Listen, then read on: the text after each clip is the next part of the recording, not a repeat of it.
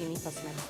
Where? Zinzi, have you used that? I haven't used it Imagine yet. 200 million people each and every single day use Instagram stories compared to Snapchat 166 million. So kusema mwizi anafanya kazi nzuri na kitu yenye ameiba. Global cyber attacks, man. The global cyber attack. Now, just last week on Friday, we saw the world going through a global cyber attack. To be more specific, 150 countries. Who is behind this? Well, allegations are there's a company or rather a group of people known as Lazarus Group. Yes, the guys who hacked into Sony Pictures in 2014. Remember those guys? Yes, they're the same people who are responsible for this global attack. They also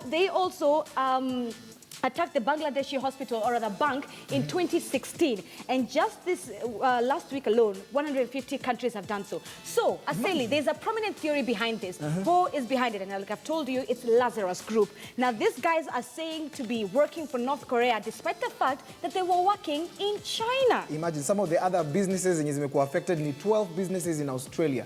Imagine 12 businesses. These guys decide to make profit kutokana na kazi ya watu wengine.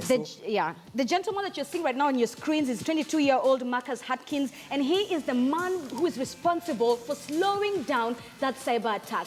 Literally slowing it down. He's become a hero. He says he doesn't like being called a hero. It's what he does. Like literally, it's his job. And he's you know, it's slowly the attack has slowed down over the few days. But he's 22 years old. 22 years old. He doesn't know what being a hero is. He doesn't even. Wacha nikwambie, some of the companies limekuwa affected na hizi vitu ni British National Health Service, kuna FedEx. Ni FedEx ama FedEx?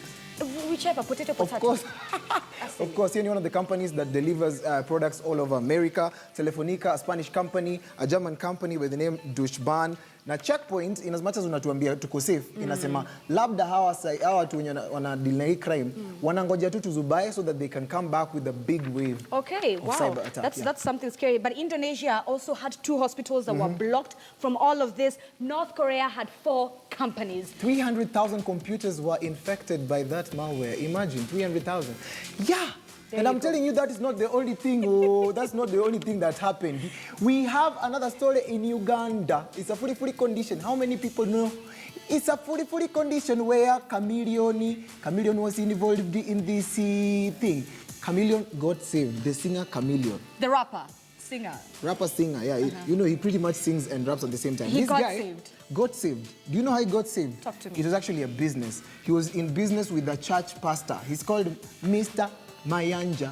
Okay. They had a business deal where he was going to be paid 20 million Uganda shillings. That to get saved. Yeah. So let me get this. You are paying. That's like 500,000. Oh, Kenyans don't think that that's a lot of money. Okay. Yeah. So Uganda paid Chameleon $20 million to get saved. Not 20 million US dollars. 20 million Uganda shillings. Uganda shillings just to get saved. Just to get saved. And it's not such an easy thing to do this. This guy did not even get saved in real sense. He was supposed to get saved in that meeting, but he refused. He was supposed to show up at 9 in the morning. He showed up at 11. The pastor was not able to call him and tell him to get saved. So he was like, I'm going to prophesy.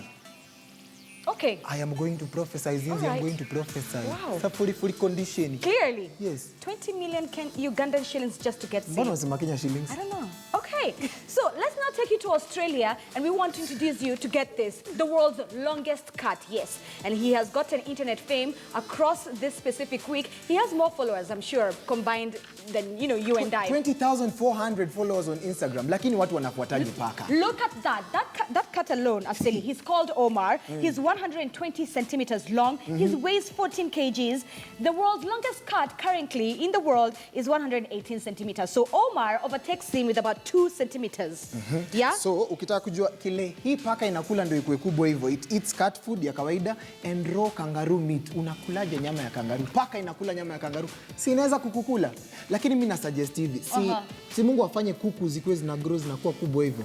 Wewe imagine kuku yenye iko 3 years old na iko 14 kgs KFC umeingia hivi. Umepatiwa thigh ya kuku, bwana asifiwe.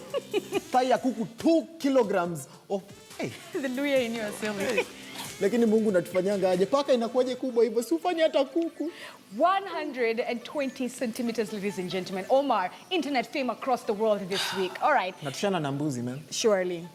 Nakwambia Zinzi, unga imekuwa ikipanda. Talk to me now. unga imekuwa ikipanda. Unga walisema ilikuwa 180 shillings. Wameishukisha mpaka 90 shillings. But kwa duka hatuzioni.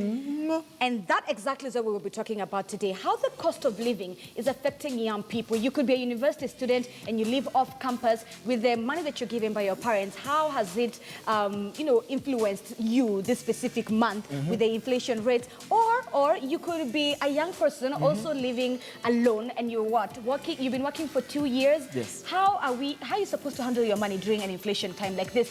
Because food inflation alone went up by 20% in the month of April. And everyone is talking about it. But why are we not talking about how it's affecting the young people?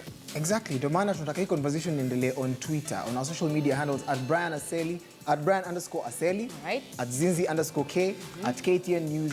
Hapo ndio tutarudi after this shot. And this is what we're actually asking you. How are young people coping with inflation? All right? Are you going to go and get a side hustle? Are you asking for more? Are you going to ask for more pocket money, reduction of expenditure? All right? Or are you just going to survive? What can young people do to cope with inflation? All right? So we want to know from you. So tweet us. We're going to take a short break here in Youth Cafe, but we will be back with so much. We have a great panel. So stay with us. It's really hot. I know.